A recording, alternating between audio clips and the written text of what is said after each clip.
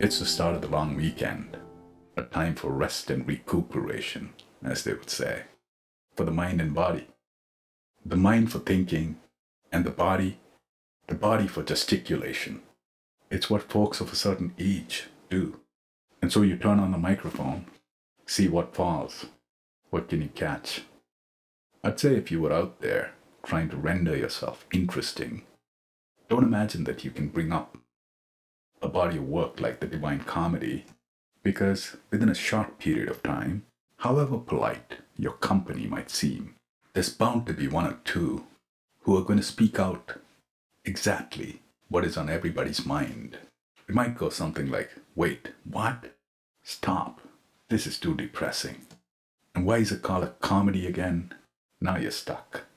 You'd have to nod in agreement. It is kind of depressing. I think that's why Dante titled it The Divine Comedy. It was supposed to be fun.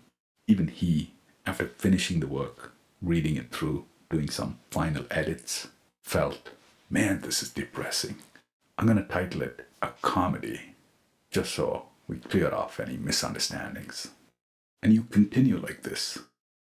And now you have rendered yourself tone deaf. To be tone deaf, it's not a sin, but it might as well be. It's objectionable. And all of us, we are guilty as charged. Tone deafness. It'll be the title of a great video someday. We have other flaws. They're built in by design. Inescapable. The example of self-deception.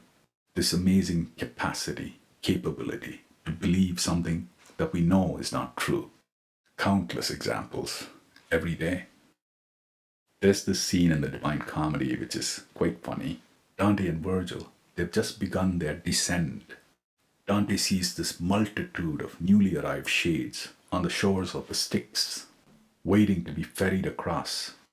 We have to remember that these are souls who have just been detached from their physical body. They're still in shock. And they see this one guy walking around who is still in his body. And right away, we see this self-deception working its magic. They're all staring at him, one thing in their mind, saying, there is a way to get back into the body. Here's proof. I just need to talk to this guy. And Dante responds by feeling empathy, sympathy. He wants to talk, but Virgil stops him, says, you have nothing to offer. You're here as a tourist. But Dante does talk to a few of the sinners. The Divine Comedy is of these interviews, or perhaps I should say monologues, of these impassioned speeches from these sinners to Dante.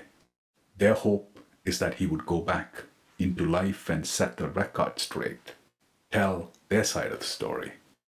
These monologues, its meaning has been captured by the art world in all of its expression. We can think of them as understandings, creations, containing the world of the individual that created it.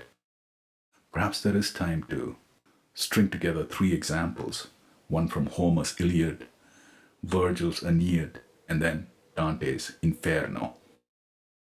We'll be able to recognize the imitation, the reinventing, the reconceptualization. We think of trees, the impact of seasons, and each leaf analogous representing a human life. Book 6, Homer's Iliad. 2 warriors from opposing sides, they meet on the battlefield. One saying to the other, high-hearted son of Tydeus, why ask of my generation? A generation of leaves.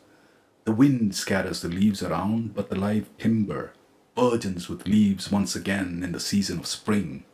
So one generation of men will grow, while another dies. As is the generation of leaves, so is that of humanity. This is from Virgil's Aeneid. The Trojan hero Aeneas, he has just been killed and is entering the afterlife, and this is what he sees. Leaves that yield their hold on boughs and fall through forests in early frost of autumn. And here a multitude was rushing, swarming shoreward, men and mothers, high-hearted heroes stripped of life, and boys and unwed girls and young men set upon the pyre of death before their father's eyes. This is the result of war. Lots of folks die before their time. And this from Dante's Inferno. It's peacetime. Dante, as he's descending, he sees this crowd of newly arrived shades. Here's what he says. As in the autumn, leaves detach themselves, first one and then the other, till the boughs see all of its fallen garments on the ground.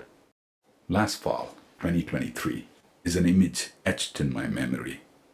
Our neighbors, they have a row of poplar trees. I remember the morning sun hitting the leaves, making it shine, sparkle, after clouds and rain the previous night. It seemed to me like bright yellow paint had been dropped on the ground around the trees. Contrast with the green lawn. The image fits in so beautifully, till the boughs see all of its fallen garments on the ground.